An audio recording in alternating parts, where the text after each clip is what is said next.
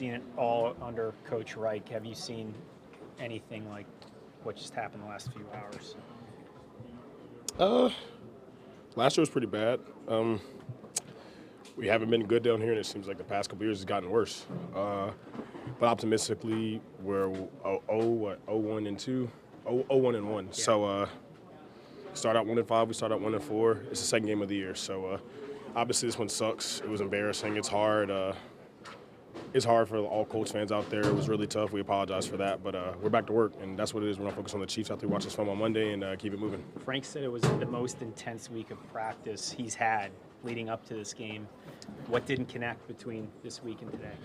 Honestly, we just didn't show up to play, I think. I mean, we had a great week of practice. One of the best weeks of practice. Frank didn't lie about that. We had a great week of practice. We came in here optimistic, came in here ready to play, but just because you have a good week of practice, I mean, you can just go out there and play. They came out there ready to play today, and we didn't, and it was obvious from the start of the game. So we're going to do some soul searching. We're going to have some hard conversations, and we're going to pick this up because, I mean, we're 0-1 and 1. So, I mean, next week we can be 1-1 and 1, which is. Do you feel like the effort today reflected the effort of your head coach and what he put into this matchup?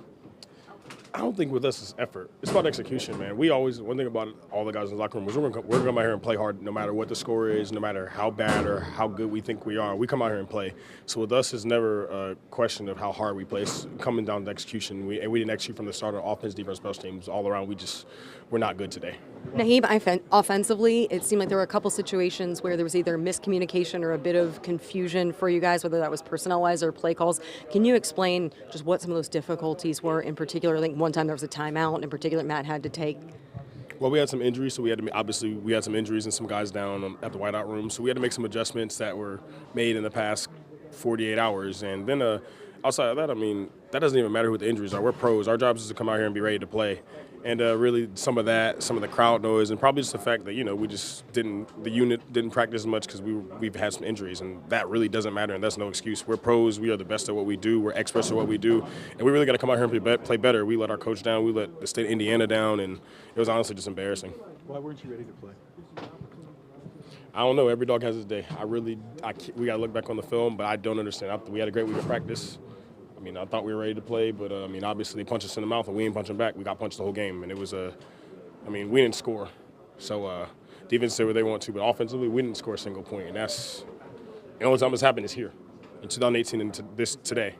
And that's honestly, as a fifth-year player, I'm a leader. I got to be a leader on offense, but, that's not acceptable. We have great staff, great players, a great owner to embarrass them like that and just not score a point at all. We played 60 minutes and not score. It's flabbergasting. How frustrating are the self-inflicted wounds right now? It's very frustrating, but, I've started to notice a lot of guys sitting out. A lot of teams has been sloppy, but that's no excuse for us. We practice. Even the guys who didn't practice, we go over situational. We meet a lot. So really it's on the players and the coaches. We got to get together and just get on the same page. We're just obviously not on the same page, and thankfully we have 15 more games. So, this sucks right now, but we can go on a win streak and win our next 7 games, and nobody will talk about this. So, really the ball's in our court, and what the choices we make as an offense and as a staff and as a complete team to, move forward and, get ready to play for the Chiefs, play against the Chiefs. The disgust, the disappointment you feel right now, how do you channel that into something positively and use that moving forward? I'm frustrated. I've came down here and lost decisively every year. It's my 5th year doing this. It's very, very frustrating, but that enough's going to channel enough rage in me, and a lot of other guys like Darius, Quentin. There's a lot of 5th-year guys who came down here 5 times and got our ass kicked. And we're going to use that as fuel. The only way everybody has a plan until you get punched. We obviously got punched, but I know in this locker room, we're going to get up and punch back. So that's what our plan is going to be, and we're going to be motivated at practice this week.